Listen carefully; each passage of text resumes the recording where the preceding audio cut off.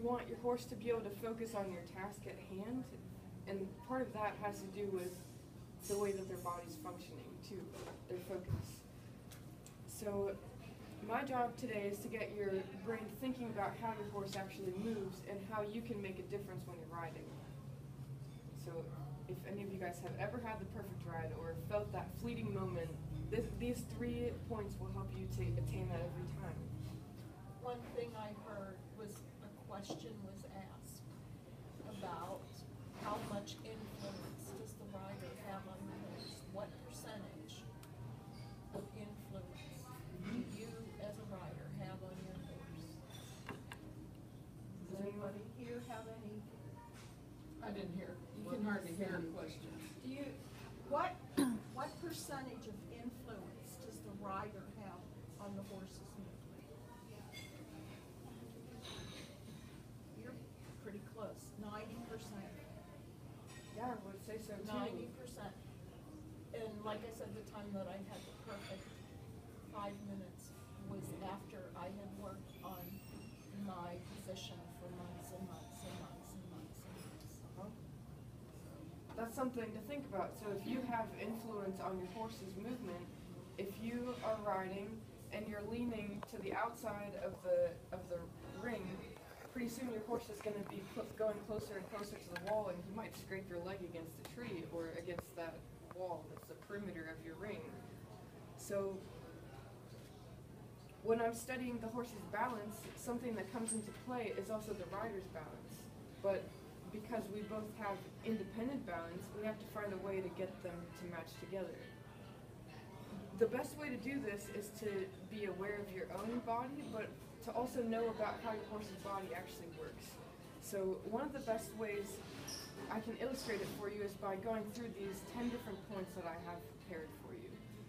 So the first thing I look at when I walk up to a client's horse would be, the first thing I look at is the poll and the jaw.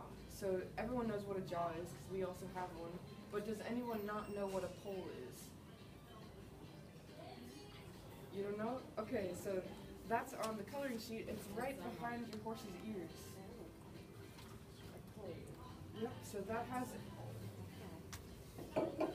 all of your abilities to sense balance and coordination for your own body are located in your jaw. And because the poll and the jaw are pretty much touching each other, they're pretty interrelated.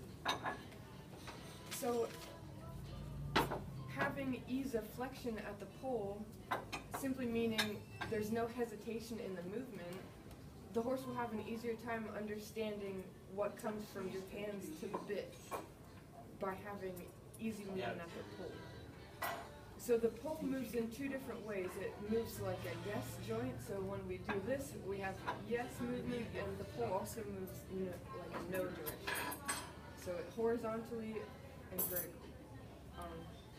And so the next part that I would look at in a horse is how their neck is moving, and one of the things that we want to see is the side-to-side motion of the horse's neck without any limitations. So side to side, another term for that is lateral movement, which is something that might drive you crazy with your riding instructor because you never know what it means.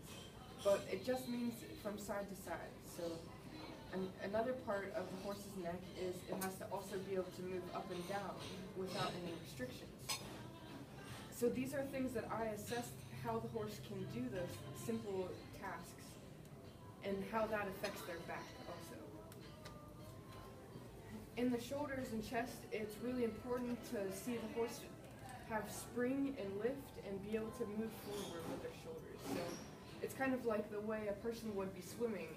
It's one way to swim like the breaststroke like this. You have to be able to have a wide range of motion with your shoulders.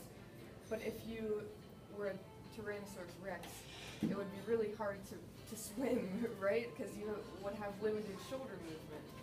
So that's one simple example to think about, the differences there. So after I'm looking at the shoulders, I start looking at the horse's withers, which is at the base of the neck, right where your saddle goes. Your saddle sits right on top of the withers. So many people can be boggled by withers, but it's just a set of bones that's basically like the back of our neck. We also have kind of withers. But the withers move differently from our neck because horses' withers move like a fan. So like when you go to tea with your grandmother, she might have a fan that she uses to keep herself cool. So if you think of that type of a fan, a horse's withers should open and lift at the same time. And they can't do that when their head's really high in the air. They can do that when their head is level with their body. And so the horse's withers will move forward and backwards from back to front. But if they're moving side to side, your saddle is going to be tipping, and you would find that there's some kind of restriction happening, that something is going wrong. And your horse's back should be able to move very softly, so that spreading butter or spreading icing on a cake is sort of a good example. Like a rocking horse, it should be smooth and consistent like a gentle wave. So if you can always think about that when you're riding, just trying to get that smooth, wave-like rhythm, kind of like when you're watching an ocean. So it should be really easy for your horse to lift and flex and extend their back. So flexing a muscle means to shorten it, while extending a muscle means to lengthen it. So kind of like flexing your biceps would be to make them really big, and flexing a horse's back would be to have their head lowered. Extending their back would be to lift their head and to hollow their back. Does anyone have any questions? Some of this stuff can be kind of challenging, especially with the different anatomy. Go ahead. So far I have like 5 points. Or if you count each individual one, are you only like 5 points that you were? Well, there's 3 points that will help you get the perfect ride every time, and these 10 different points help you understand how each different part of the body moves. Yeah. I guess I'm going pretty fast. So this is one of my first experiences with public speaking since college, so I better slow down. Relax a little bit, right? So do you get into like saddle fit? Sometimes, yeah. Poor saddle fit can cause chronic back pain. It's kind of like if you had a backpack that you were carrying to school every day and it had 3 math textbooks in it. Really all you wanted to carry was your Ponyclub manuals, but you had to fit them all in at the same time. If you had to carry everything to school and you had a backpack that was too small, it might cause a lot of damage to your back. So, let's see. I've got some little toys here that kind of explain the lateral motion, and they also explain how your horse's back works, how their spine works. So this is just a wooden snake. I'll pass these around. You can see different vertebrae like we would have in our backs, and the way that they move is sort of like a wave. And something I've noticed with these snakes, I've been playing with them for a couple days, I noticed that they don't bend symmetrically the same in both directions. So this snake that she has bends really nicely one way, but the other way is kind of crooked. And if that was a horse, that would have a big impact on your ability to turn left and go to a fence versus turning right and going to a jump. So maybe that's easier to understand. The most important thing about your horse moving forward, covering ground, would be their hindquarters. So your horse doesn't move on its own by turning its head or by steering with the reins. When a horse doesn't have a rider, they have to get their motion from somewhere, and that starts with their engine, which is in the very, very back, in their butt. So when we're riding, we have to think about the back end more than we think about the front end. If we can think about that, kind of like making eyes in the back of our head, we can start to get the horse to move forward better, move forward with more ease. So if you think of a sports car, the engine's in the back of the car and it pushes the car forward. Whereas our normal cars, the engine's in the front, which is kind of similar to the way that a lot of people ride their horse. They're only concerned about the way that the head and neck look. But really, what's important is the way that the back is pushing the head and neck forward. So the pelvis will tuck, flex, and extend evenly, and it's kind of like a door hinge. So if any of you have taken apart a door and seen the way that 2 pieces fold together and are impacted by and have an effect on the other piece. And what was that? The pelvis and the hindquarters. It flexes like a door hinge. So pelvis and hindquarters are, is that like 6 and 7 or is that just? Yeah, there's no particular order, it's just the way that things happen. You know, the horse isn't thinking, in order to move forward, I have to move my butt. They're thinking, I want to go over there, so they just do it, right? But in order for us to approach a jump with enough speed, power, and impulsion, we have to get the horse's hindquarters engaged so that they can push off from the ground to get over the fence.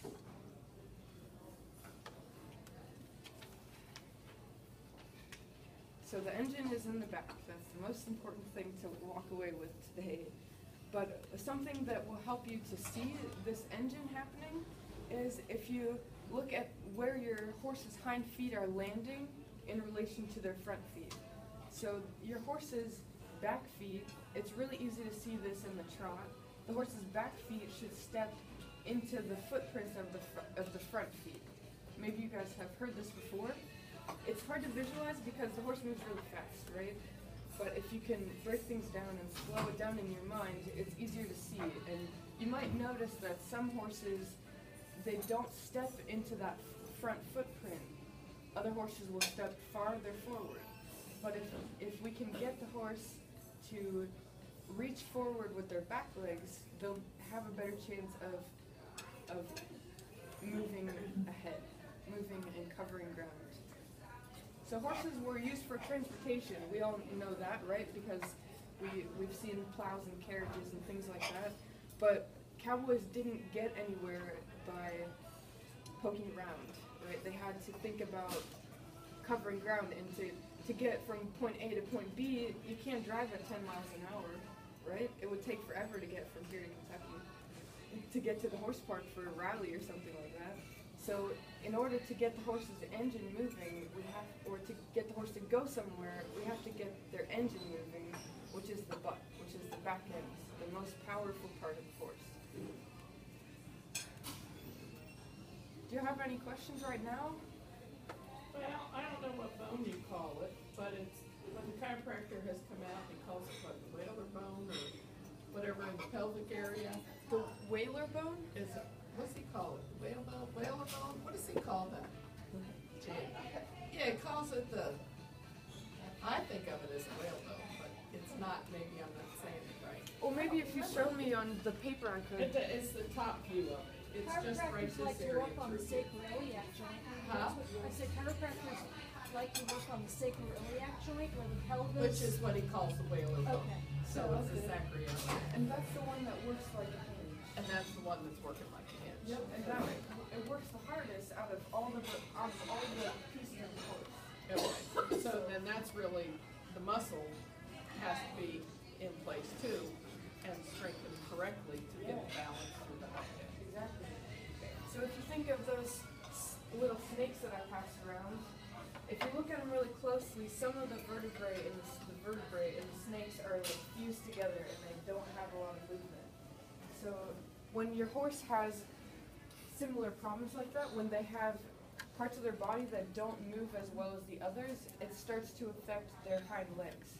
So any pattern that the spine is having, then the hind legs will follow suit, because our spine dictates how our body works, right? That's where all of our posture comes from, is our spine. And when you were talking about like at the trot where the horse's back legs step into the footprints of the front legs, that's tracking up, right? Yep. Okay. That would be tracking up.